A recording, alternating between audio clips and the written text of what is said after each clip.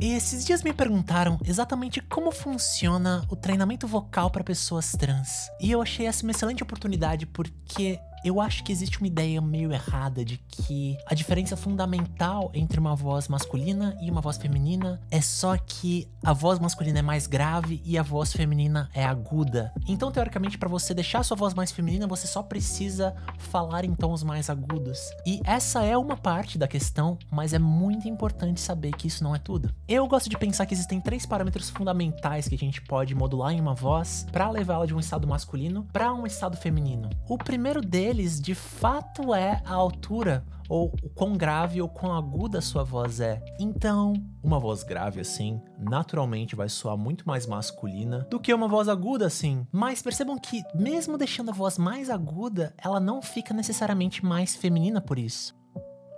Um outro ponto que é fundamental é aprender a controlar a ressonância da voz. Isso é um pouco mais subjetivo, mas diz respeito a, essencialmente, o quão escura ou quão brilhante a sua voz vai soar. Então, mesmo se eu tô mantendo um mesmo tom, eu posso deixar a minha voz super escura, ou eu posso deixar ela super, super brilhante. E é claro que vozes femininas vão tender a soar mais brilhantes do que vozes masculinas. Por último, existe um caráter de leveza da voz. É o quanto de ar está passando enquanto você fala. Então, vozes femininas vão tender a soar muito mais leves do que vozes masculinas, que vão tender a soar muito mais pesadas, mesmo se eu estiver falando no mesmo tom. Então, sim, o treinamento vocal ele pode ser um pouco complexo, mas no fim das contas ele se resume a você aprender a sentir a sua voz e entender como controlar cada um desses parâmetros, cada um desses botõezinhos, e aos pouquinhos ir combinando eles para achar uma voz que de fato expressa quem você é. E assim, você pode sair de uma voz que soa assim, super grave, pesada e com uma ressonância mais escura, para uma voz que soa assim, mais aguda, mais leve